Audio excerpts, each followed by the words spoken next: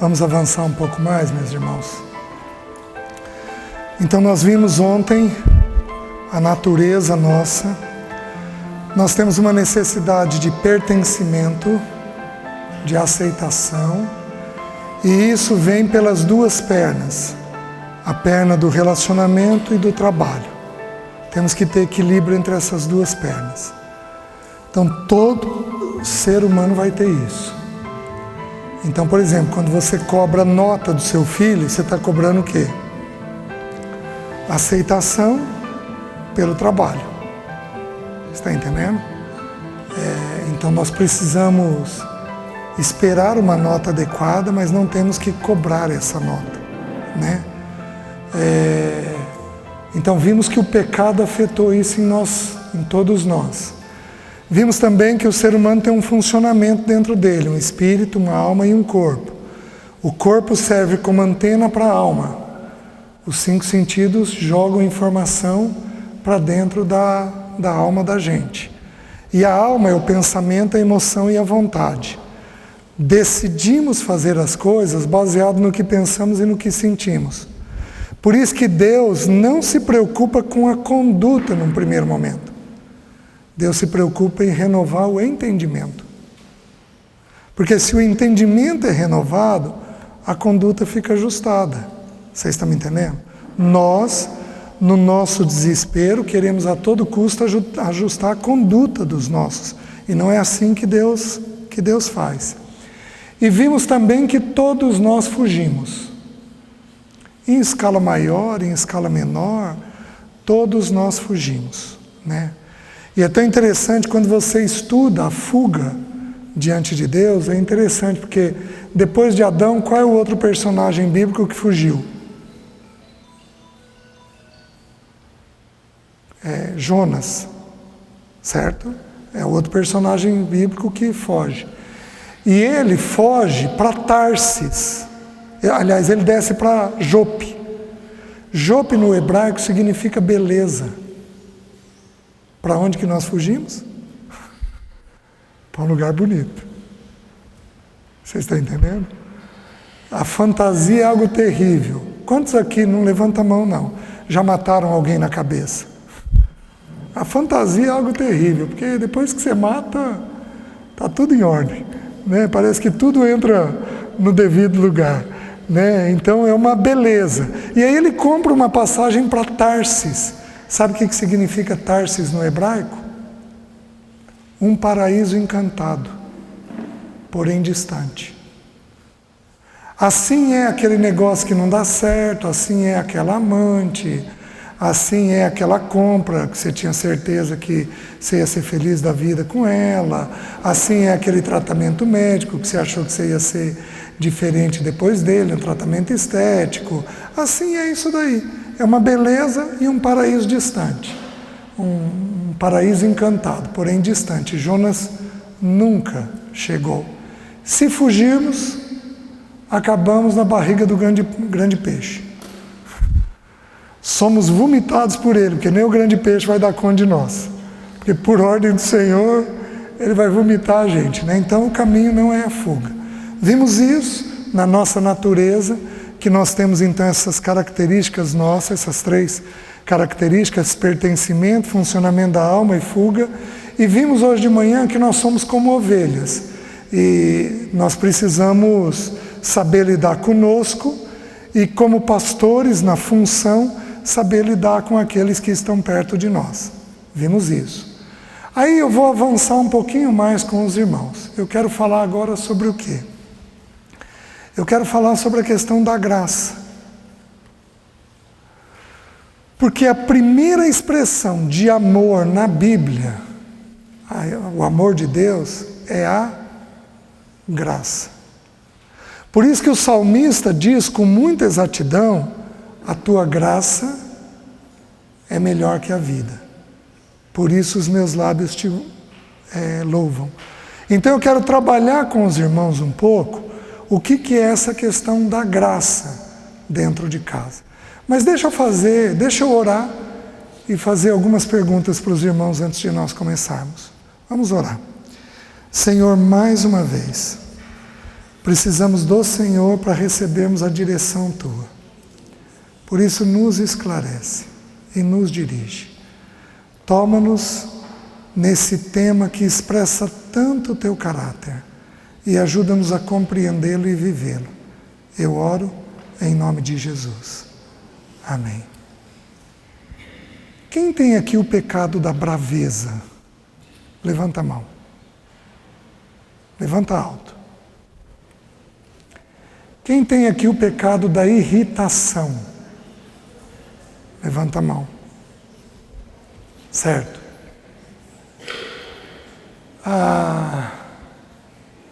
Quem aqui é muito rígido, muito perfeccionista?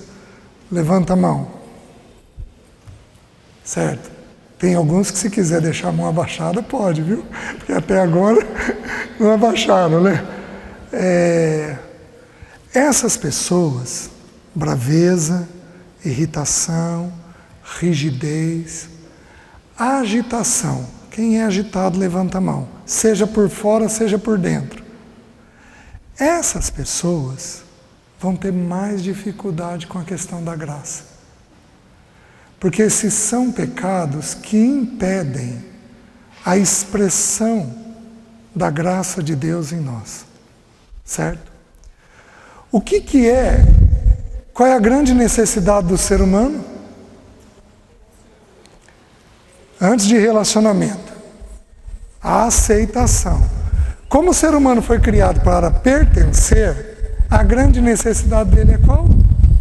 A aceitação. A graça de Deus é a maneira que Deus encontrou para suprir a principal necessidade que Ele criou em nós. Como fomos criados para pertencer a Ele, a graça dele em nós viria com naturalidade. Os irmãos entendem? Com a entrada do pecado, houve essa distorção. E aí então o Senhor manifesta, agora de um jeito mais claro, a graça dele ao ser humano. Meus queridos, é a primeira atitude que Deus tem para suprir aquilo que foi colocado como necessidade dentro de nós. Está fazendo sentido para os irmãos? Só que vamos entender o que é graça. A palavra graça literalmente significa aceitação. Então, o irmão é japonês, é africano, é brasileiro, é indiano, é asiático. O que a gente tem? Aceitação. É homem, é mulher, o que a gente tem? Aceitação. Tem esse pecado, aquele pecado, o que a gente tem? A aceitação. É rouba, não rouba, é traidor, não é traidor, não importa o que for, o que a gente tem? A aceitação. Porque essa é a palavra que expressa a natureza de Deus. Quando somos graciosos, somos críticos? Como quase todos os irmãos levantaram a mão sobre crítica, o que eu vou entender? Que graça talvez seja uma atitude que falte. Então o estudo se torna extremamente importante. Porque quando somos graciosos, então não existe essa reação crítica dentro de nós. Porque nós temos a aceitação. Nós tratamos os pecados que precisam ser tratados. Mas a gente trata os pecados que a gente tem que tratar. Os dos outros que a gente não tem, nós não entramos. Porque não é um papel nosso. Certo? Então a graça, digamos assim, é a atitude que Deus tem que revela como que a gente precisa ir em direção ao ser humano. Vocês estão me entendendo? Certo? A palavra, a primeira vez que a palavra aparece na Bíblia é Gênesis capítulo 6, versículo 9. Diz assim: eis a história de Noé. Noé era homem justo e íntegro entre os seus contemporâneos, Noé andava com Deus. O que significa a palavra graça? Graça significa aceitação. Nós fomos ensinados que graça significa um favor imerecido. Quantos têm essa compreensão aqui? Só que essa compreensão ela é inadequada. Ela não reflete exatamente a palavra, porque a palavra graça significa, ela tem 4 sentidos: favor, aceitação, elegância e charme. Eu já vou estudar esses 2 sentidos. Mas a palavra favor, então, significa o seguinte: é um favor imerecido. Então eu vou até o irmão e faço pelo irmão o que o irmão precisa. Vocês estão me entendendo? Então, o irmão merece ou não merece, eu vou lá e faço para ele. Mas, uma vez conversando com o Paulo Bornelli ajudou eu a melhorar o entendimento. Porque ele falou para mim a seguinte frase, ele disse assim: César, graça é um favor, não onde não há mérito. Graça é um favor, como nós fomos ensinados, onde há demérito. Então, ou seja, eu não fiz nada para merecer, mas não é exatamente isso. Graça é um favor onde nós fizemos coisas contra. Então, aí apareceu na minha mente um exemplo. Então, você estaciona o carro e vem um mendigo pedindo, um flanelinha pedindo para cuidar do carro. Você sabe que ele não vai cuidar. Ele veio correndo 1 quadra. Você sabe que ele não vai cuidar, mas você vira para ele e diz: tá bom, eu vou te dar alguma coisa na hora que eu chegar aqui. Quando você volta, ele vem correr na mesma quadra, você sabe que ele não correu, que ele não cuidou, e aí você pega R$1 e dá para ele, certo? Isso seria a definição de graça, é um favor onde a pessoa não mereceu, um favor onde não há mérito. Mas entendam o seguinte: eu estaciono o carro, o mês flanelinha vem. O mês flanelinha vem correndo, vem até mim. Aí eu digo para ele: não, se você cuidar, eu te dou. Mas o flanelinha vira e risca o meu carro todinho. Aí eu volto, o carro está riscado, eu sei pela câmera que foi ele que fez, e ainda assim eu pego e dou R$1 para ele. Muda o sentido? O que Deus faz? Mesmo quando as pessoas agem contra,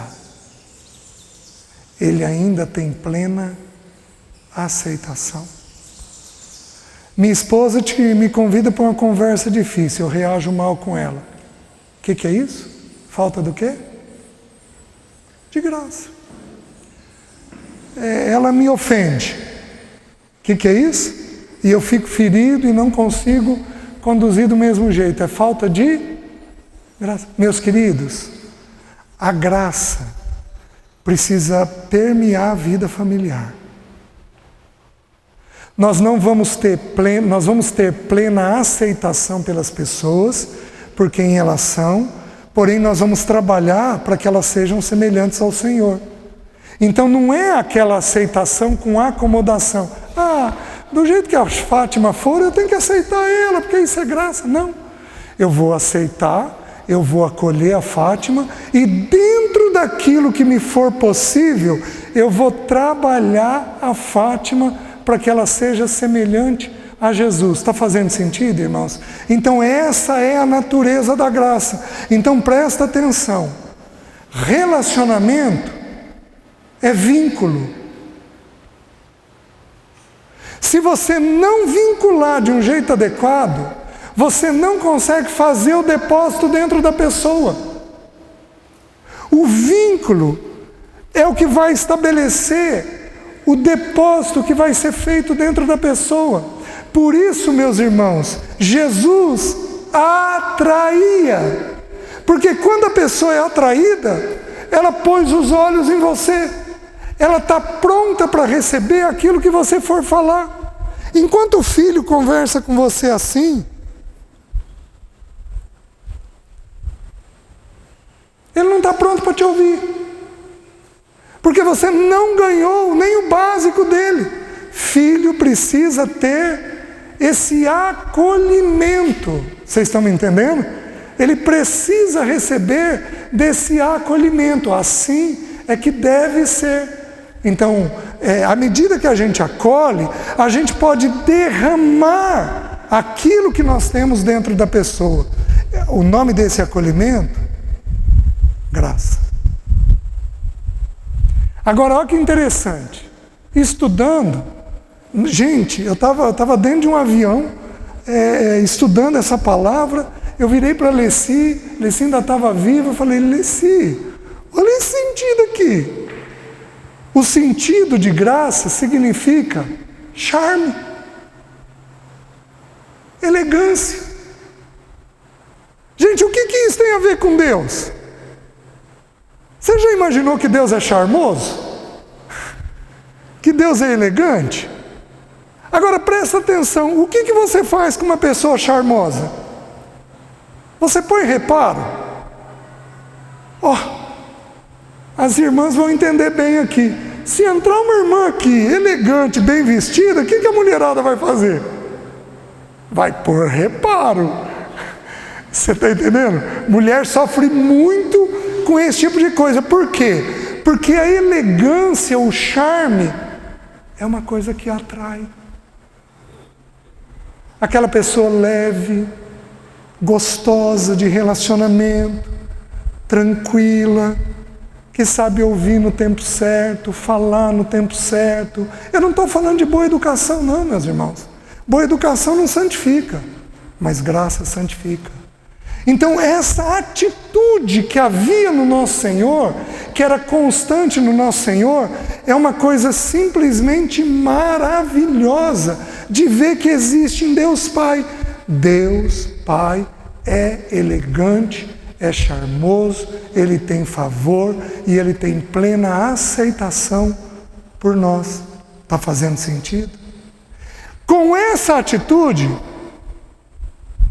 nós vamos nos relacionar. Por que não cabe a rigidez?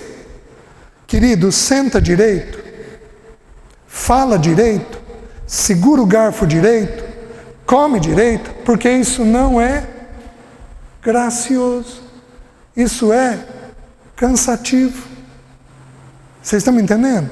E se ele tiver um problema na musculatura fina que vai levar meses para corrigir? Você vai bronquear por meses? Você pode até ensinar, mas e se houver alguma dificuldade nele? Você vai perder a graça? Você vai disciplinar com vara uma coisa desse tipo?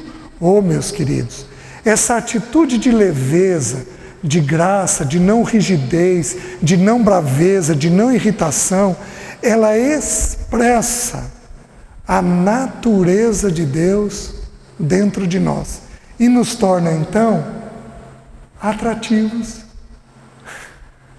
Não precisam abrir. Jeremias 31:3 diz assim: com amor eterno eu te amei, por isso com bondade te atraí até mim. Amor é por atração e a graça é o instrumento pela qual as pessoas põem reparo em nós. Eles colocam o olho em nós. Lembra que a ovelha segue o pastor? O pastor tem que ser elegante, tem que ser charmoso. Eu estou tirando o conceito secular dessa palavra. Eu não estou falando de uma vestimenta, de um jeito de andar. Eu não estou falando disso. Eu estou falando da leveza da alma, do bom trato, da palavra gentil, da palavra cuidadosa, do respeito ao idoso, ao jovem. Eu estou falando desse tipo de atitude. Esse tipo de atitude faz com que as pessoas andem na frente e o rebanho siga atrás. Os irmãos estão entendendo? Não dá para ter vida familiar sem ter essa atitude da graça. Não tem jeito. Não tem jeito. Deus é conhecido pela graça. Eu e o Romeu conversamos algumas vezes. Do meu ponto de vista, eu dizia: Romeu, eu acho que a graça vem primeiro para o amor vir depois. Aí ele falou: César, eu acho que não. Ele tinha uma convicção: César, a graça tem que ser a expressão do amor. O Romeu estava certo e eu não. A graça é a primeira grande expressão do amor que Deus tem por nós e que nós temos que ter uns pelos outros. Os irmãos estão entendendo? Então, no Velho Testamento, graça significa isso: favor, charme, elegância, aceitação. No Novo Testamento, o que graça significa? Aquilo que dá alegria, deleite, prazer, doçura. Quem aqui é dócil? Levanta a mão.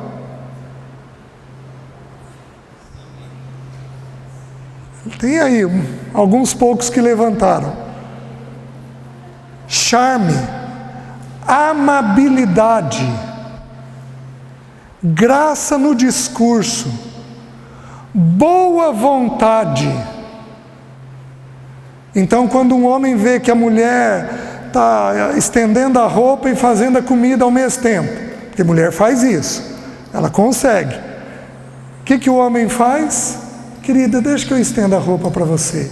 Esta boa vontade, no Novo Testamento é traduzido por quê? Graça. Boa vontade, amável, bondade, favor, gratidão, recompensa, prêmio. Depois, se algum irmão quiser aí, pega e faz um xerox aqui e passa para os outros irmãos, se vocês quiserem, ou uma foto, né? Hoje não tem mais xerox, desculpem. Prova de que eu não gasto tempo. Faz uma foto e distribui aí para quem precisar. Então, este é o sentido que tem que permear a nossa casa. Então eu quero fazer um passeio pelas Escrituras, onde essa palavra é usada. Os irmãos vão lembrar que existe a lei da primeira menção. Então, quando uma palavra é usada pela primeira vez, esse sentido fica mantido ao longo de todas as Escrituras. Deus tomou a decisão de destruir a terra. No capítulo 6. Vou desfazer o que eu fiz, vou começar tudo de novo. Porém, o que aconteceu? Um homem encontrou favor, charme, elegância, aceitação da parte de Deus. E Deus, à medida que trabalhou esse homem na graça, esse homem salvou a si e a toda a sua casa. 8 pessoas. Lembra que Deus criou o mundo em 7 dias, 6 dias ele usou para criar, no 7º ele descansou. Então 8 é o número que vem depois de 7. 8 na Bíblia significa reinício. Então por que 8 pessoas foram salvas? Porque Deus está usando o símbolo de que eu vou reiniciar uma nova era, agora com a minha graça derramada sobre o ser humano. Então Deus vem com o favor dele e derrama sobre esse homem e essa casa desse favor dele. Então o que me chama a atenção? A primeira coisa é que esse favor foi derramado para um homem, num contexto familiar. Então, meus irmãos, de todos nós aqui, quem tem que ser os primeiros a desenvolver a graça? Os homens. A ter charme, a ter favor, a ter elegância, a ter aceitação, a ter boa vontade, a ser amável, a ter graça no discurso, a ter amabilidade, a ter doçura. À medida que Deus vem sobre nós, nós vamos nos tornando assim. Está fazendo sentido? E essa atitude de um homem faz o quê? Salva a si e a toda a sua casa. Gente, isso não é pouca coisa. Isso não é pouca coisa. Certo? Olha a segunda vez que a palavra é usada. Deuteronômio capítulo 24, versículo 1. Deuteronômio capítulo 24, versículo 1. Diz assim: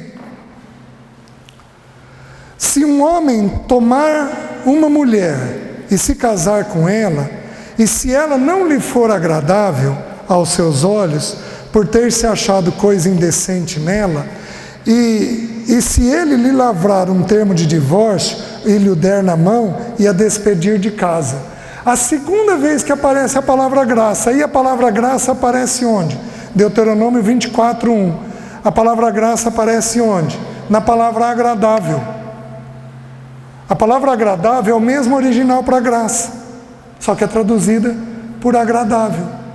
Então, quando um homem não tem uma atitude agradável, o que vai dar? Vai dar em separação. Então, se eu juntar a primeira expressão e a segunda, eu vou entendendo o seguinte: que o homem, quando não tem uma atitude favorável, porque aqui está falando para o homem, se ela não lhe for agradável, ele não tem por ela, não importa a conduta dela, ele não tem por ela coisa agradável. Obrigado, irmão. Ele não tem essa atitude agradável. Então, o que ocorre? Dá em separação, porque ele vai lavrar carta de divórcio. Eu deveria parar aqui, não vou fazer, vocês não vão levantar a mão, mas eu deveria perguntar quem já teve pensamento de separação. Naquele pensamento faltou o quê? Graça. Uma vez eu tive no encontro de mulheres, tinha umas 500 mulheres. E aí uma psicóloga, estava eu e uma psicóloga partilhando. Então a irmã virou e falou assim: irmãs, quem aqui já teve pensamento de separação? Uma meia dúzia levantou a mão. Aí ela virou e perguntou assim: quem aqui já teve pensamento de suicídio? A mulherada toda. Pensamento de viuvez? A mulherada toda levantou a mão. Então lá no Paraná, a mulherada não resolve separando, resolve enviuvando. Resolve aqui na mente, com pensamento desse tipo. Você está entendendo? Então, quando não temos uma atitude graciosa, temos então, meus queridos, uma atitude de separação. E homem, deixa eu te dizer uma coisa: se tua mulher falar de separação, tem um peso. Mas se você falar, tem 10 pesos.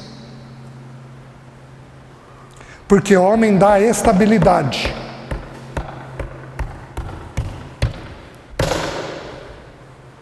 Homem tem que ser gentil, tem que ser esperançoso, tem que ter firmeza.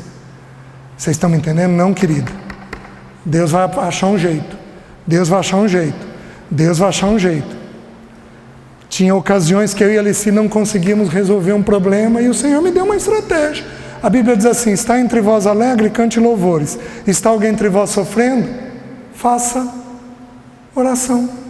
Lê, vamos pôr o joelho no chão. Vamos pôr porque é a ordem dele. Vamos buscar, ele vai abrir um caminho. E ele abriu um caminho, sempre abriu um caminho. Na 1:2 diz que Deus tem um caminho na tormenta. 1:2 diz que ele tem um caminho na tormenta e na tempestade.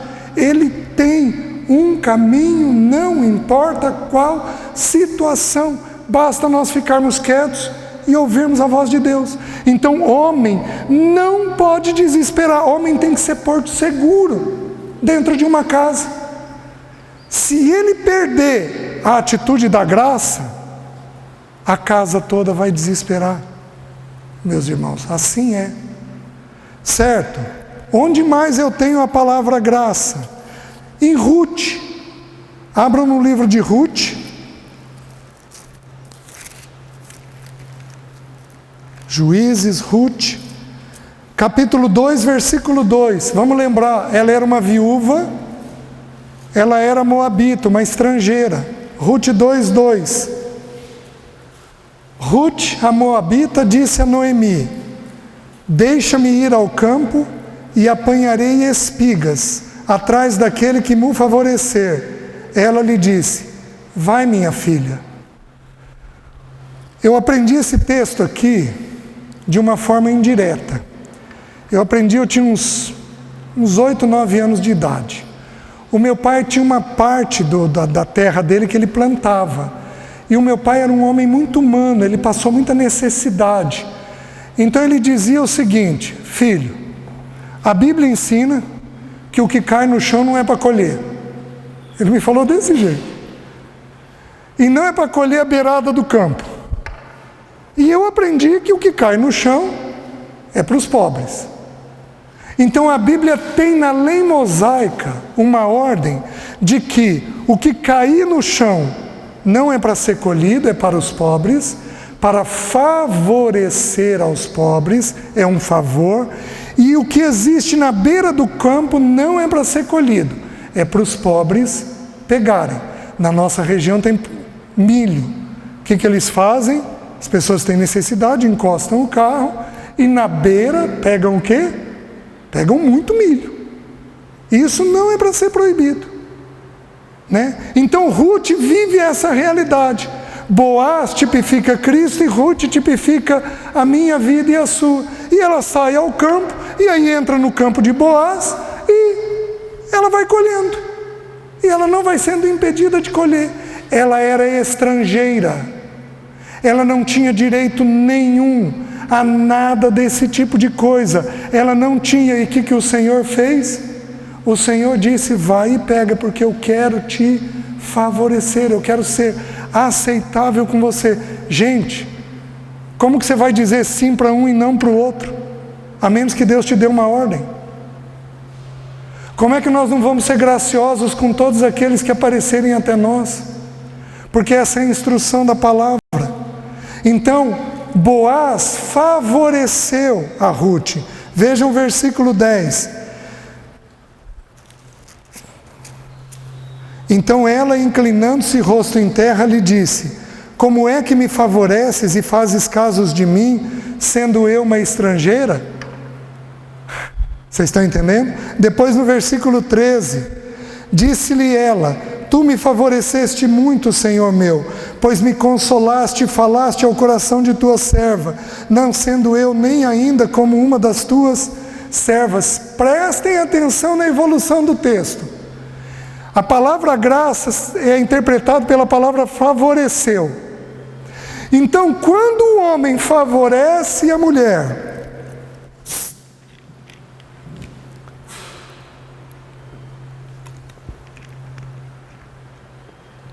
quando um homem favorece a mulher, fazendo um favor, o texto bíblico diz que o coração dela é consolado. E aí diz que é falado ao coração dela. Como é que Boaz alcançou o ouvido de Ruth?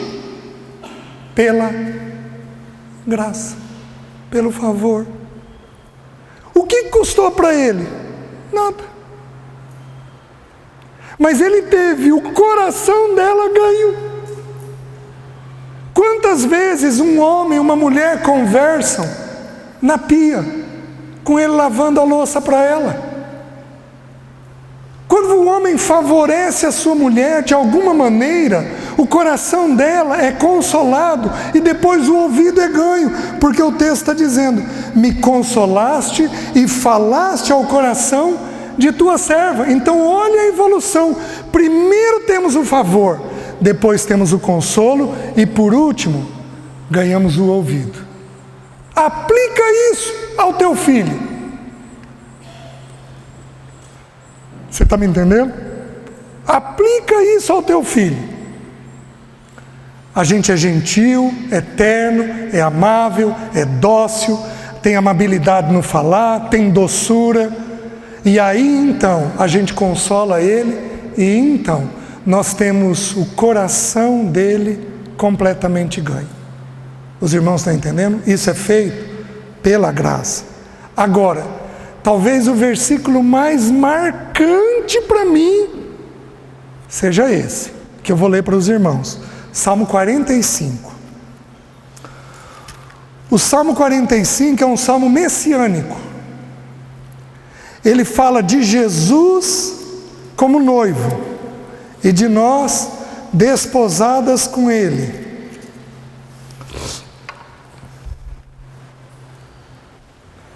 E ele ensina como nós devemos ser uns com os outros. Então é um salmo de casamento esse salmo. Olha o que diz. De boas palavras transborda o meu coração. Ao rei consagro o que compus. A minha língua é como de habilidoso, é como pena de habilidoso escritor. Então, está falando aqui, vai falar desse noivo com uma língua. Aí diz assim: Tu és o mais formoso dos filhos dos homens. Nos teus lábios se extravasou a graça.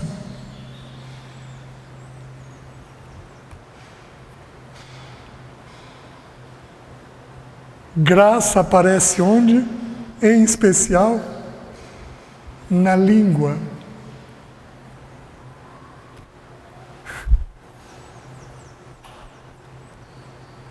Falamos demais.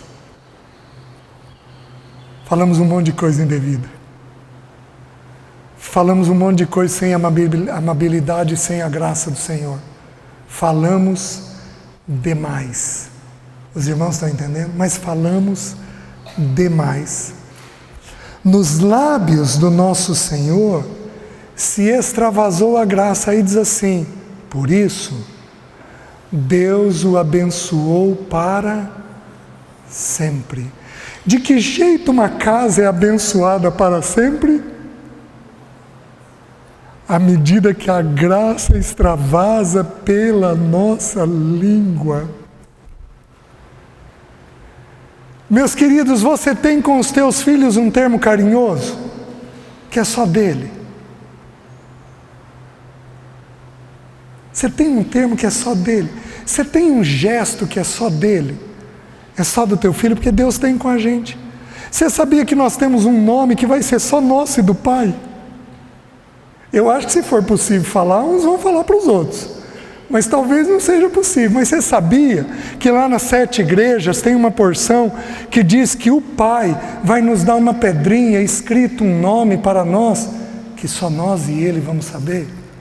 Sabe o que é isso? Graça. Oh querida, oh minha, o amor da minha vida, oh minha beleza, sei lá. Expressões de cuidado, de carinho com o parceiro, com o filho, um gestozinho que você faz, só seu e do parceiro, só seu e do seu filho. Meus queridos, na língua isso tem que aparecer. Na língua isso precisa aparecer. Deus toca. Jesus tocou o leproso. Enquanto todo mundo tem aversão, Ele foi lá, tocou o leproso. Aquilo podia contaminar ele, mas Ele faz aquilo que é a natureza da graça fazer. Imagina um leproso recebendo um abraço. Imagina quantos anos sem aquilo. O que o Senhor faz? Nos lábios do nosso Senhor se extravasa charme, elegância, favor, aceitação. Oi, minha querida, você precisa de algo? A Bíblia diz que é para nós tratarmos os mais velhos como se fossem mães, pais. Cadê a boa educação do povo? Cadê a boa educação da igreja? É para nós tratarmos os jovens como filhos mais novos. Oh, meus queridos, tem que ser extravasada a nossa boca, essa porção do Senhor. Está fazendo sentido, meus irmãos? Então, no Velho Testamento, aparece dessa maneira. E no Novo Testamento, aparece de que forma? Abram, por favor, em Lucas 1,30, primeira menção. Lucas 1,30. Vamos ler desde o 26. Diz assim: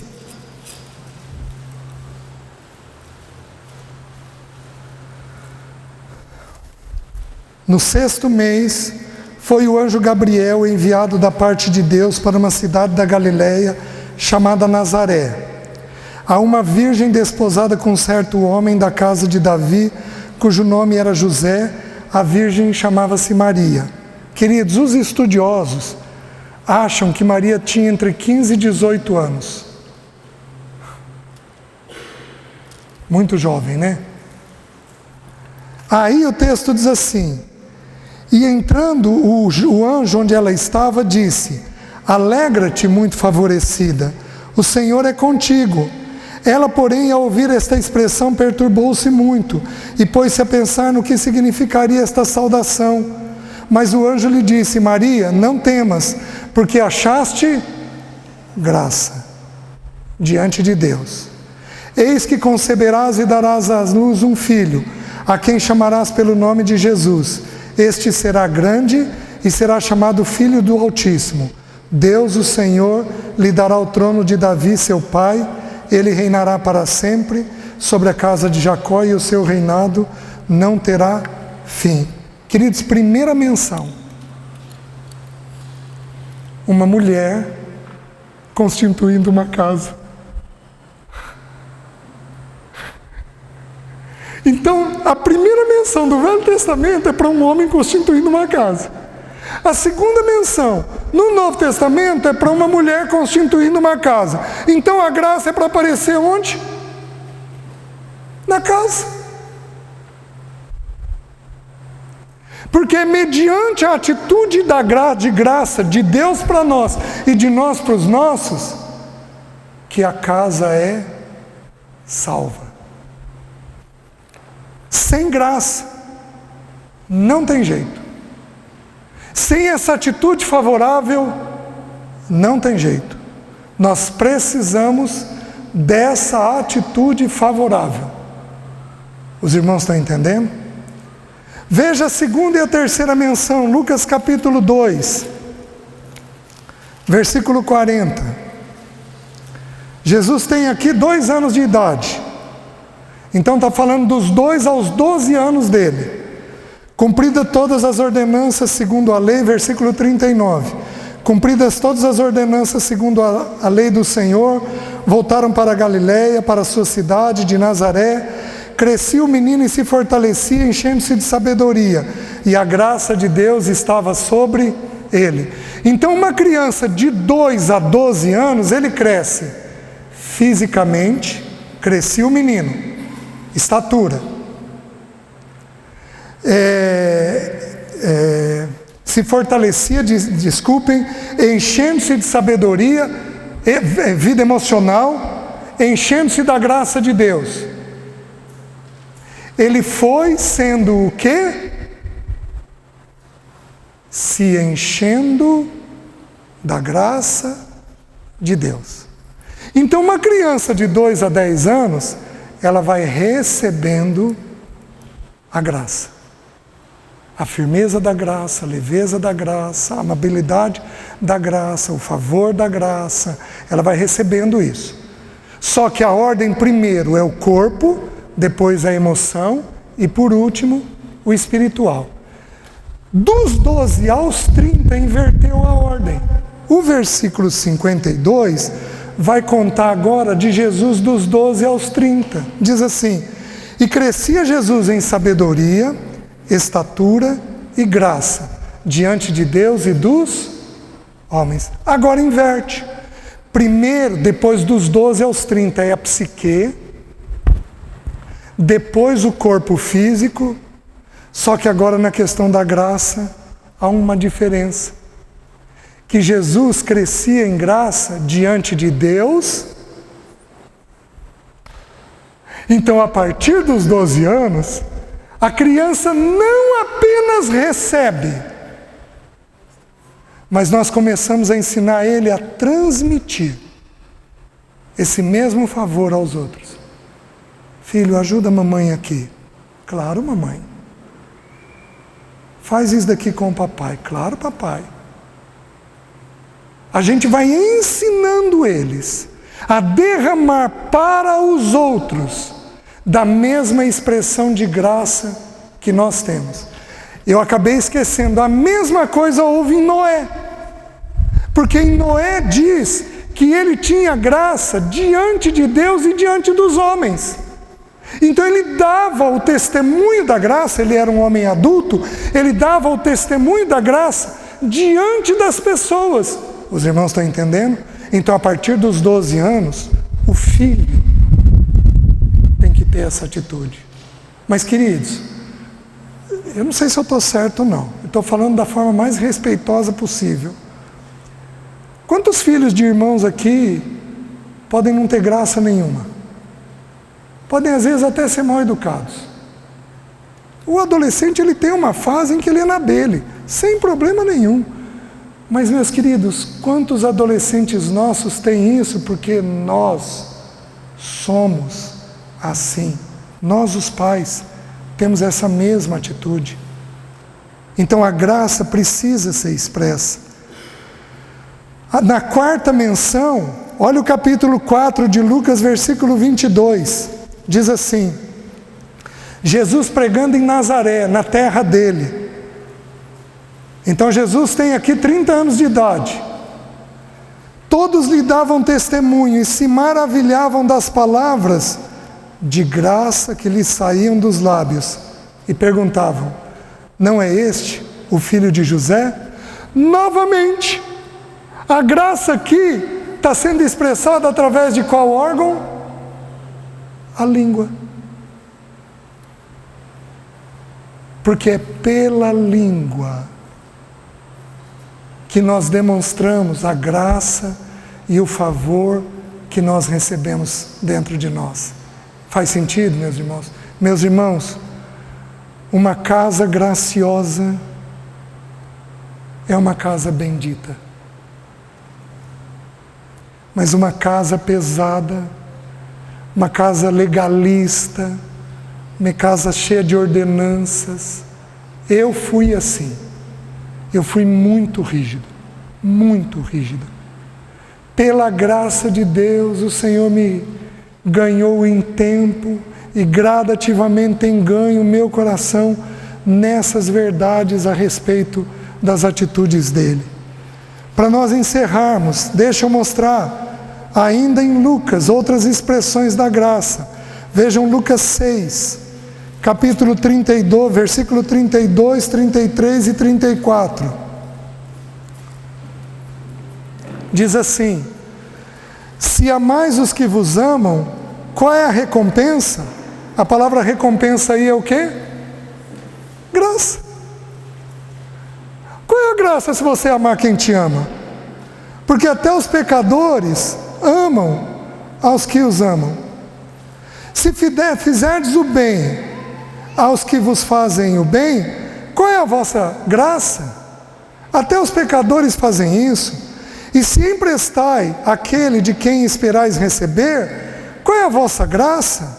Também os pecadores emprestam aos pecadores, para receberem outro tanto. Então aqui ele dá 3 exemplos agora que não a língua, onde a graça tem que ser expressada. Aonde é? Eu tenho que amar quem não me ama. O primeiro. Eu tenho que fazer o bem a quem faz mal. O segundo.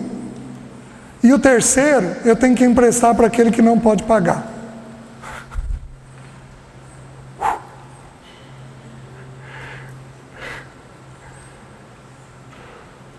Pensa comigo. Como é que a gente faz para devolver o que ele tem feito por nós?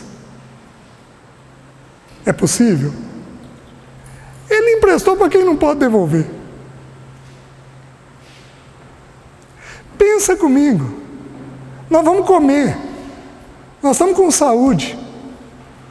Mas quantos pecados esse ano nós não cometemos contra ele? Quem somos nós para tocarmos um dos nossos, esposa, marido, filhos, pais, parentes, cunhado, não importa quem somos nós para tocarmos alguém sem a graça de Deus? Os irmãos já me ouviram partilhar de que eu lutei por 12 anos com uma inclinação sexual. Casei virgem, fui fiel a Alessia a vida inteira. O Senhor tem me mantido preservado na sexualidade, mesmo na viuvez, vivendo muito bem isso. Mas eu tive lutas, 12 anos de lutas. Um dia, eu já tinha superado os 12 anos, eu estava atendendo alguém na mesma luta. Estava conversando com um irmão na mesma luta. Um irmão da igreja. E esse irmão, depois de 4 meses de conversa, ele voltou a cair. E eu não devia estar bem naquele dia, mas eu abri a caixa de ferramenta. E aí eu comecei a derriçar o irmão. Porque olha o que você está fazendo. Com 2 minutos o Espírito falou comigo. Quem é você para tocar um filho meu desta maneira? Ou você está esquecido dos 12 anos de tolerância que eu tive com você? Meus irmãos, parei tudo. Pedi perdão para o irmão. Falei o que Deus tinha falado ao meu coração. Pedi perdão para ele. E retomei o encaminhamento do aconselhamento sem isso. Os irmãos estão entendendo? Deus não me permitiu não ser gracioso. Por quê? Porque a graça é o que expressa o amor de Deus. Então o nosso lar tem que ser inundado dessa graça, desse espírito firme, porém extremamente tolerante, que entende, que compreende as coisas. E aí, meus irmãos, então o Senhor está mostrando de 3 formas: aqueles que não nos amam, aqueles que fazem o mal contra nós e aqueles que não podem pagar a gente, para a gente ter esta atitude favorável. Os irmãos estão entendendo? Alguém te deve, não tem condições de pagar? Libera.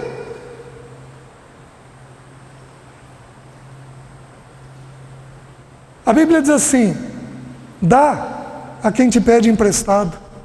Então quando emprestamos com qual atitude? Se não voltar, está dado. Aí não tem problema. Os irmãos estão entendendo? Agora, não vai você que está devendo pedir isso.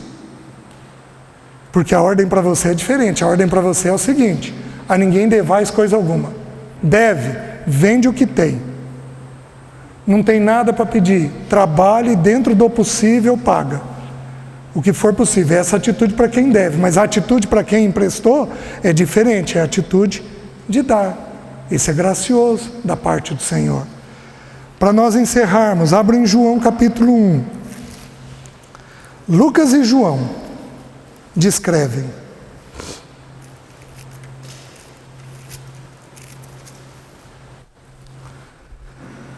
João 1, versículo 14, diz assim: e o Verbo se fez carne, e habitou entre nós, cheio de graça e de verdade, e vimos a sua glória, glória como a do unigênito do Pai. Meus queridos, Jesus desceu a nós, habitou, tabernaculou entre nós para constituir uma noiva, uma casa. De novo eu tenho contexto familiar. E ele habitou, ele desceu entre nós cheio de... E quando ele tem charme, elegância, amabilidade, doçura, quando ele tem isso, o que ocorre depois? E de verdade. Olha a ordem que Deus colocou. Eu nunca digo uma verdade para alguém sem antes ter um espírito gracioso. É possível que nós tenhamos aqui no nosso meio um outro irmão que tem a seguinte atitude: não, porque eu sou transparente. Ele diz: eu sou verdadeiro, eu digo tudo o que eu penso, e fala isso de peito estufado. Meus irmãos, gente transparente não é gente verdadeira. Gente verdadeira bate aqui, considera diante de Deus, e aí fala se Deus se deixar. Gente transparente bate e leva. Pam, pam. Aí fala, machuca, E aí o versículo que cabe nessa situação é esse daqui. Nós nunca falamos uma verdade sem termos uma atitude de plena aceitação. E se o teu filho chegar com um pecado que você não aceita de jeito nenhum, o que você vai fazer? Vai virar banheiro e jogar fora água suja o nenê? Vai tirar o pecado, água suja, e vai jogar ele embora também? Pelo pecado, firmeza. Pelas pessoas, graça. O pecado a gente tem a firmeza necessária, a cruz adequada. Pelas pessoas, a graça necessária. Quanto tempo for necessário. Os irmãos estão entendendo? Versículo 16 diz assim: porque todos nós temos recebido da sua plenitude e graça sobre... Então você vai ser favorável 1 dia, 2 dias, 3 dias, 4 dias, 1 semana, 1 mês, 2 meses. E aí você vai começar a esgotar. E o que Deus vai te lembrar? Que é graça sobre graça. Senhor, meu Senhor foi assim. Senhor, se eu vou cuidar dos meus, tem que ser por essa porta. Pela vida do meu Senhor. Pela atitude do meu Senhor. Certo? E o último, 1,17. Porque a lei foi dada por intermédio de Moisés, mas a graça e a verdade vieram por meio de Cristo, de Jesus Cristo. Então, novamente, graça e verdade. Uma verdade nunca pode ser dita senão de forma graciosa. Nunca digam para um filho abaixo de 30 anos que ele é preguiçoso.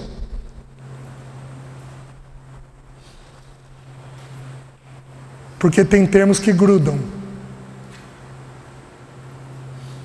Você não sabe se ele é preguiçoso. Porque ele pode ser indisciplinado. Ele pode ser indisciplinado, ele pode ser procrastinador. Isso não é preguiça. E ele pode ser preguiçoso. Se você falar que ele é preguiçoso sem ele ser... eu sou. Até meu pai diz. Então você mesmo. O que eu vou fazer? Nunca digo. Nunca diz que ele é um sem vergonha. Que algum pecado sexual dele é porque ele é sem vergonha. Não presta. Nunca digam isso. Porque aquele pecado pode ser uma inclinação? Pode. Mas também pode ser algo pontual. Não é uma inclinação, mas ele caiu naquilo naquele momento. Nunca usem expressões, jargões fortes. Para você falar de um pecado para ele, você tem que ter muita clareza da parte do Senhor. É essa a verdade. E você vai falar de que jeito? Deixa eu te avisar, menino. Se não for assim, não cabe aqui em casa. Porque aqui em casa é do meu jeito. Isso é graça. Isso não é graça. A graça aceita. Pode até ter um momento que rompe. Lembra do pai, do pródigo? Filho, você quer ir? Tem certeza que você quer ir? É isso mesmo que você quer? Tá bom, está aqui a tua herança, você pode ir. A gente não tem medo de ir, de que os filhos vão. Por quê? Porque Deus vai trazê-los de volta. Mas nós não vamos fazer coisas para colocá-los para fora. Porque isso é falta de graça. Meus irmãos, falta graça no seio da igreja. Falta amor no meio dos irmãos. Porque a graça é a primeira expressão do amor de Deus entre nós. Fez sentido? Amém. Curva a sua cabeça. Deixa eu orar. Obrigado, Senhor, pela Tua palavra. Pedimos perdão, porque estamos tão longe de sermos graciosos.